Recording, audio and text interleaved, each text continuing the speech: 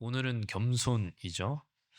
근데 아마 반복되는 설교 가운데에서 계속해서 이야기하겠지만 만족, 겸손 이런 단어들은 이미 우리가 쓰고 있는 세상 가운데에서 쓰고 있는 우리뿐만 아니라 다른 사람들도 다 쓰는 단어지요.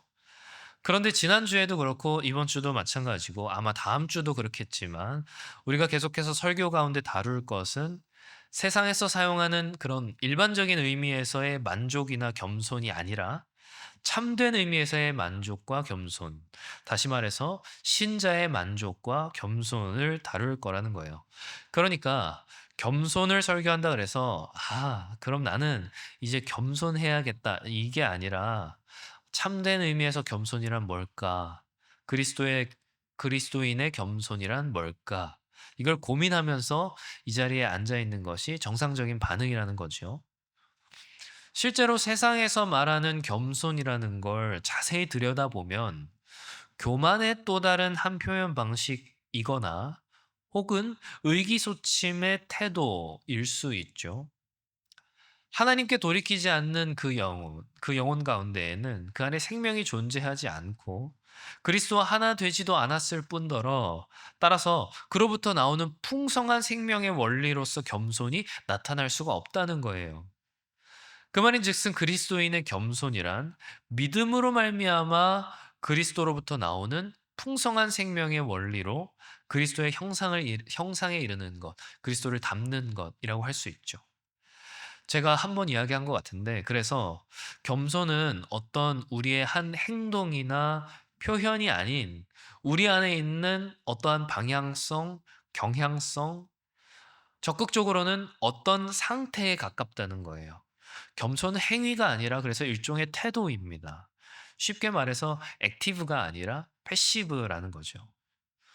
그래서 겸손은 겸손해야 된다라고 하는 말이 안 어울리는 말이기도 해요. 우리 그런 말 듣잖아요. 야, 겸손해야 된다. 겸손해야 한다. 그런데 사실 진정한 겸손이란 겸손해야 한다라고 하는 말이 어울리지 않다라는 거예요. 우리가 뭔가를 해야 해서 한다고 한다면 그거는 자발적이라고 할 수 없죠. 겸손은 의무가 아니에요. 겸손은 기꺼운 거예요. 누가 시켜서 겸손한 게 아니라는 거예요. 하나님을 사랑하니 그리스도를 닮아가니 겸손해지는 거예요. 겸손은 노력으로 되는 게 아닙니다. 이걸 오해하면 안 되는데 그렇다면 우리는 겸손하지 않아도 됩니까? 그렇진 않아요. 근데 그렇다고 우리가 겸손 자체를 추구하는 건 아니라는 말이에요. 겸손하려고 하다 보니 겸손해졌다. 그게 아니라 그리스도를 닮다 보니 겸손해지더라라는 겁니다. 겸손은 하나님으로부터 와요. 우리 죄된 본성은 우리의 영광을 추구하죠. 우리 스스로 대단해지길 원하죠. 높아지길 원하죠. 우리 자신이 우리 모든 생각, 행동의 동기이기도 하고 목적이기도 하죠. 그래서 듣질 않아요. 내가 내 판단의 주체가 되기를 원하죠. 물론 우리가 어떤 일종의 소신 같은 걸 가질 수는 있어요. 그 소신을 갖기에 충분한 성경적 사고력과 또 판단력을 우리가 갖추었다고 하면 우리는 어떤 소신을 갖출 수 있겠죠. 그러한 소신은 우리가 겸손이라고 부를 수도 있을 거예요. 그런데 우리가 갖는 많은 소신이 사실은 성경적 판단에서 비롯된 것이 아닌 자기 자신의 판단에서 비롯된 게 너무 많다는 거예요. 그건 교만이죠. 겸손은 성경과 하나님의 판단 앞에 내 판단을 내려놓는 거예요. 오직 하나님만이 나 자신을 정확하게 판단하실 수 있는 분이라는 그 사실에 대한 자각이 겸손의 근원이 돼요. 심지어는 다른 누군가의 판단조차도 구하지 않는 것, 온전히 하나님의 판단 앞에 성경에 의해서 판단되는 것, 그게 겸손인 거죠. 누가 여러분들을 막 칭찬해요. 참 대단합니다. 잘생겼습니다. 그런 얘기 못 들어봤겠지만, 아름답습니다. 이런 얘기도 못 들어봤겠지만, 막 칭찬한단 말이에요. 근데, 아니에요. 저는 부족합니다. 이게 겸손이 아니라는 거예요. 다른 사람의 판단과 관계없이 하나님이 그것을 어떻게 보시는가, 그것을 알고 그것에 대한 합당한 반응으로 나오는 게 그게 겸손이라는 거예요. 그래서 겸손한 자의 모습은 자랑보다는 감사에 더 가깝죠. 우리에게서도 선한 열매들이 나올 수 있어요. 그리스도와 연합한 자로서 하나님의 그 풍성한 넘치는 생명으로 말미암아 선한 열매들이 나올 수 있어요. 공동체를 더 아름답게 세워 나갈 수도 있고 누군가를 영적으로 더 격려하는 행위들을 우리는 할 수 있어요. 자랑스러운 거예요? 아니죠. 감사한 거죠. 저희 아내가 세 자매 중에 막내인데 둘째 총각내 그 손윗동서가 중고차 매매업을 해요. 그래서 아내 차가 한 번 고장이 나 가지고 그 형님이 차를 빌려준 적이 있어요. 연식은 좀 됐지만 푸조 그 하드탑 컨버터블이었어요. 컨버터블 알아요? 뚜껑이 막 열려요. 예. 누가 그 차 보고 막 "야 차 진짜 너무 예쁘다. 좋다." 그러면 그 저를 향한 칭찬인가요? 아니죠. 칭찬을 들으면 감사한 거죠. '아 이렇게 좋은 차를 빌려주시다니.' 우리에게 맺혀진 그 선한 열매들, 아름다운 것들이 거짓된 나한테서부터 비롯된 것이 아님을 알기 때문에, 진리이신 하나님으로부터 비롯된 것을 알기 때문에 그 칭찬과 영광이 사실은 내가 아니라 하나님을 향한 것이라는 것도 아는 거죠. 그래서 그 칭찬에 내가 어깨가 으쓱해지는 게 아니라 하나님께 감사하게 되는 거예요. 아, 하나님 감사합니다. 그게 겸손이죠. 하나님이 받으셔야 할 영광을 내가 도둑질하지 않는 것. 내가 칭찬을 받는다 하더라도 그게 내 것이 아님을 아는 것. 그게 겸손이라는 거예요. 그래서 겸손은 우리로 하여금 하나님이 드러나도록 해요. 아름다운 장식을 바치는 받침대가 있다면 그게 겸손이에요. 누가 장식을 놓고 그 위에 받침대를 덮어 놓나요? 그런 사람은 없죠. 장식대를 놓고 그 위에 받침대를 놓고 그 위에 아름다운 장식을 놓죠. 장식이 더 잘 드러나라고, 더 아름답게 드러나라고. 그게 우리의 겸손이라는 겁니다. 겸손이 하나님을 드러나게 하는 거예요. 하나님을 드러나게 하는 중요한 원리가 바로 겸손이죠. 그래서 겸손은 낮은 곳을 편안하게 여겨요. 받침대는 낮은 곳에 있어야 마땅한 거죠. 우리를 통해서 하나님이 높임 받으시기 위해 우리는 낮은 곳을 기뻐하게 되는 거예요. 이 낮아짐이라고 하는 건 자기 비하와는 달라요. 청년들이여 그거 아십니까? 자기 비하, 낙담은 교만의 또 다른 한 모습이에요. 낙담이나 자기 비하는 어떨 때 찾아와요? 아, 난 안 될 거야. 나는 할 수 없어. 어떨 때 이런 게 찾아와요? 애초에 처음부터 노력하지 않았던 게 아니죠. 원하는 게 없는 게 아니에요. 원하는 게 있지만 자신이 없는 거예요. 내 힘으로 할 자신이 없어요. 그래서 낙담하죠. 원하지만. 그래서 자기를 질책하죠. 그래서 그게 교만인 거예요. 내 힘으로 하든, 내 힘으로 못하든, 내 힘으로 하려고 하는 게 교만이라는 거예요. 그래서 교만과 자기 비하, 교만과 낙담이라는 그 교만의 양극단 사이에서 담대하지만 평안하고 자신하지만 만족하는 그게 겸손이에요. 그래서 겸손은 만족과도 관련이 있죠. 하나님 안에서 만족하는 사람이 하나님 안에서 겸손할 수 있어요. 만족하지 않는다면 우리는 교만하거나 아니면 낙담하거나 둘 중에 하나의 길을 걸어갈 수밖에 없다는 거예요. 제가 아까 그랬죠. 겸손은 행위가 아닌 태도라고. 일종의 방향성이자 경향성이라고 했죠.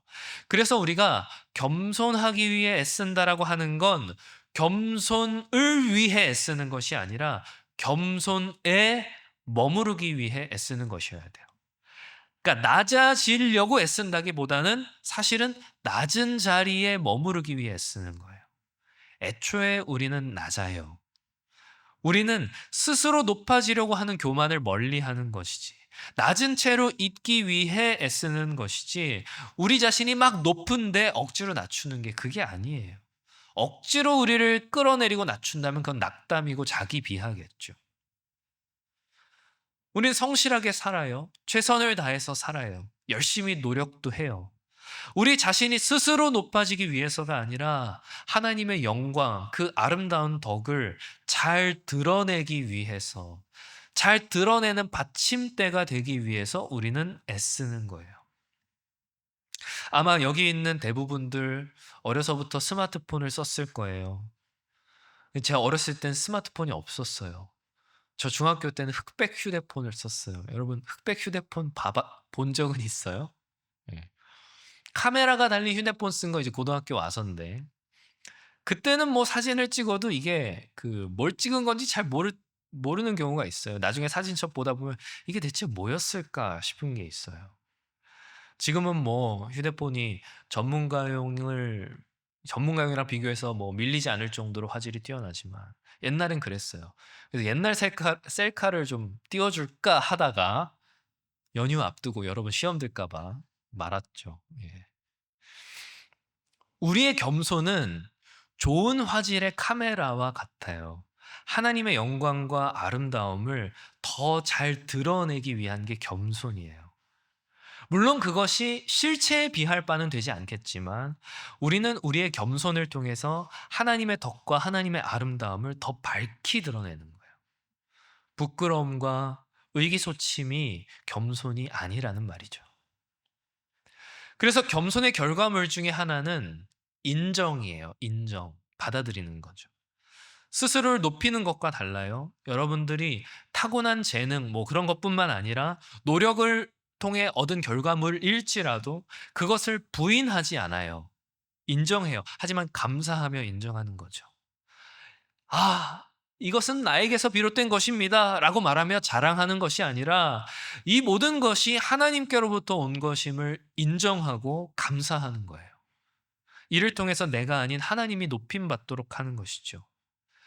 오히려 우리가 인정하지 않는다면 그것을 주신 하나님을 우리가 외면하는 것과 다를 바가 없죠. 오히려 우리에게 주어진 것이 더 빛날 수 있도록 갈고 닦고 연마하죠. 그것을 주신 분을 영광스럽게 하기 위해서죠. 우리의 성품과 외모, 태어난 배경까지도 마찬가지예요. 인정하는 거예요. 받아들이는 거예요. 그리고 감사하는 거예요. 그래야 하나님이 영광 받으신다. 그것을 주신 하나님이 영광 받으신다. 물론 여러분 거울을 볼 때마다 굉장히 스트레스 받을 수 있어요. 이해해요. 여러분 같은 경우는 그럴 수 있죠. 저는 그렇지 않지만. 하지만 여러분 잘 찾아보세요. 어디 괜찮은 데가 한 군데 정도는 있을지도 몰라요. 야, 내 눈은 두 개구나. 야, 내 코는 하나구나. 감사할 부분들이 분명히 있단 말이에요. 찾아보세요. 찾으면 나와요. 받아들이고 인정하고 감사하는 것. 그래서 그것을 우리에게 주신 분이 영광 받으시도록 하는 것. 그게 겸손이라는 걸 알아야 돼요. 겸손의 또 다른 결과물이 있다면 그건 열정입니다. 험블과 헛슬, 스펠링도 비슷하지 않아요? 저만 비슷해요? 만족이 포기가 아니라고 했듯이 겸손 역시도 포기와는 달라요. 나 스스로 낙담과 수치, 은둔과 고독을 선택하는 건 그건 어떻게 보면 쉬운 선택이라고 할 수 있어요. 겸손은 어려운 길이지 겸손은 쉬운 길이 아닙니다. 우리 주 예수께서 걸어가신 길이 겸손의 길이기 때문에 겸손은 결코 쉽지 않은 길이에요. 나에게 주어진 책임을 적극적이고 능동적으로 감당하는 것. 남들보다 먼저 앞서서 사람들의 칭찬과 존귀를 받을 때조차도 그것을 당연시 여기거나 자랑하는 것이 아니라 마땅한 것으로 여기는 것이 아니라 선물로서 여기고 특권으로서 여기고 더 그 자리를 찾는 것. 그것이 헛슬, 열정적인 겸손이죠. 열정적인 겸손이라고 하면 세리 요한이 바로 대표적인 사람이에요. 누가복음 3장 15절에서 16절 이렇게 되어 있네요. 제가 읽겠습니다.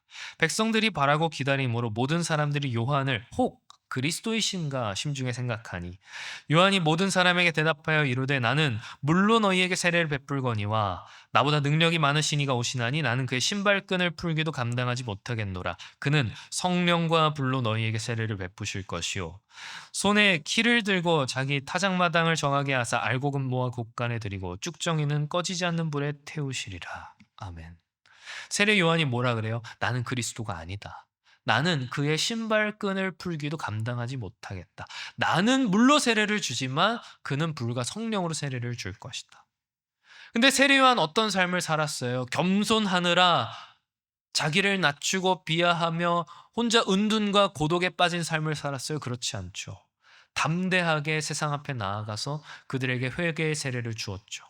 자기 책임을 감당했죠. 자기 역할을 확실하게 알았죠. 자기에게 허락된 범위 안에서 그리스도의 영역을 침범하지 않고 열정을 다했어요. 열정적이되 선을 넘지 않았어요.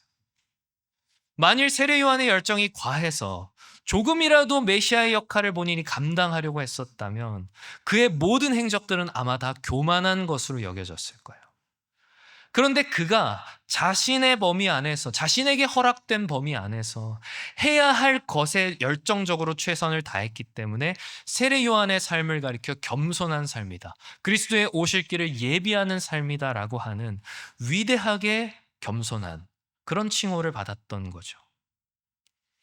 겸손과 만족이 관련된다는 건 바로 그 때문이에요. 자기에게 주어진 책임에 만족하기에 열정적으로 그 일들을 감당하는 거예요. 자기에게 주어진 역할에 만족하기에 그 선을 넘어서지 않는 거예요. 책임과 역할에 만족하지 않을 때 우리는 교만하거나 아니면 낙담하거나 둘 중에 하나를 하는 거죠. 그래서 교만과 낙담은 불만족, 불평과 관련이 있어요. 교만한 사람을 보면 꼭 불평합니다. 로마의 키케로가 이런 말 했어요. 청년은 겸손하지 않고 노인은 만족하지 않는다. 이 말은 무슨 말이에요? 청년만 겸손하지 않아요? 노인만 만족하지 않나요? 그렇지 않죠. 모든 세대에 걸쳐서 사람의 교만과 불만족은 자연스럽게 연결된다는 거예요. 겸손이라는 단어가 아름다운 것은 찾아보기 힘들기 때문이에요. 아름다움이라는 건 본래 희소성에 뿌리를 둬요. 우리는 흔한 것을 볼 때보다 흔하지 않은 것을 볼 때 아름답다 느끼죠. 보석이 비싼 이유는 그것이 희귀하기 때문이에요. 쇠도 빛나고 은도 빛나지만 은이 더 값어치 있는 이유는 은이 쇠보다 더 귀하기 때문이죠. 겸손은 찾기 어려워요. 겸손은 흔하지 않아요. 자기 스스로를 대단하다 여기는 이들은 많이 있어요. 그러나 위대한 자가 스스로 비천에 처하는 것은 찾기 어렵죠. 인정받고자, 칭찬받고자, 존경받고자 하는 이들은 많이 있어요. 그런데 높은 자가 스스로 낮아지는 경우는 드물죠.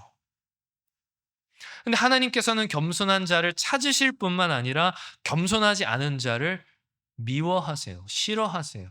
잠언 16장 5절 보면 무릇 마음이 교만한 자를 여호와께서 어떻게 하신다? 미워하신다. 겸손한 자에게 은혜를 베푸시지만 교만한 자는 적극적으로 대적하시죠. 베드로전서 5장 5절 보니까 젊은 자들아 이와 같이 장로들에게 순종하고 다 겸손으로 허리를 동이라. 하나님은 교만한 자를 대적하시되 겸손한 자들에겐 은혜를 주시니라.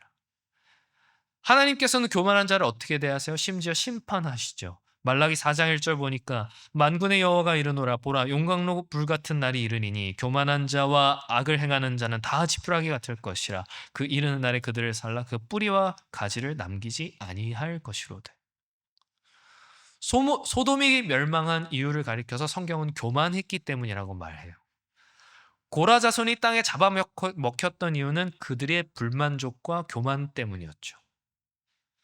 그리고 무엇보다 하나님께서는 그 자신 스스로가 겸손한 자로 겸손의 왕으로 이 땅 가운데 오셨어요. 왕이신 그분이 가장 낮고 비천한 말구유에서 나셨고 죄인들의 손에 죽기까지 하셨죠.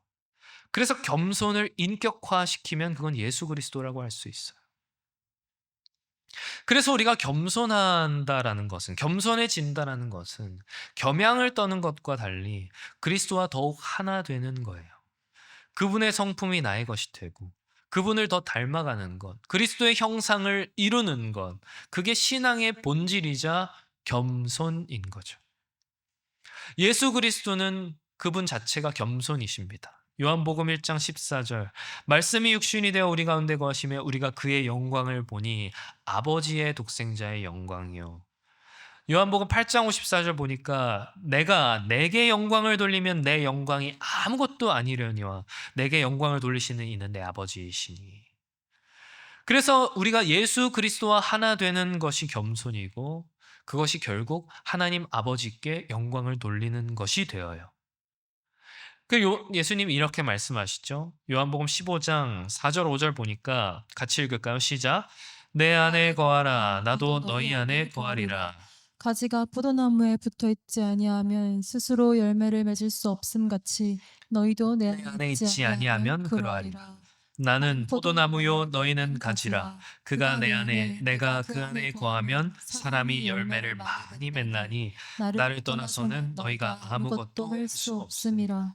그리스도와 하나 되면 열매를 많이 맺는데요. 그리고 8절 뭐라 그럽니까? 너희가 열매를 많이 맺으면 누가 영광을 받으세요? 내 아버지께서 영광을 받으실 것이요. 하나님께 영광 돌리는 삶, 그건 그리스도와 하나 되어 겸손한 자가 되는 거예요. 여기에는 아주 강한 자기 부인이 뒤따릅니다. 아주 아픈 자기 부인이 뒤따라요. 예수님 말씀하셨죠. 마태복음 16장 24절. 누구든지 나를 따르려거든 자기를 부인해야 된다. 우리는 낮은 자들이지만 교만하지 않아. 우리는 낮은 자들이지만 교만한 자들이기도 해요. 본성적으로 우리는 교만하지 않고서는 견딜 수 없는 교만이 디폴트인 사람들이란 말이에요. 그래서 우리는 그 교만을 부인해야 돼요.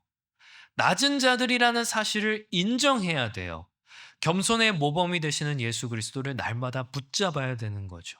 아파요. 기분이 나빠요. 맞아요. 그런데 부인해야 돼요. 겸손이 우리의 액세서리가 되어야 합니다. 다른 것으로 우리를 치장하는 것이 아니라 겸손으로 우리를 꾸며야 돼요. 겸손이 우리의 장식이어야 돼요. 굽신거리지 마세요. 그리고 그걸 겸손이라고 착각하지 마세요. 당당하세요. 그리스도의 뒤를 따르는 데 있어서 부끄러워하지 마세요. 다만 그 영광이 나를 향한 영광이 아니라는 사실을 잊지 말아야 되는 거죠. 사랑하는 청년들이여 말씀을 맺으려 합니다. 저는요, 목사다운 사람이라서 목사가 된 게 아니에요. 목사다워지라고 목사라 불리게 된 거죠.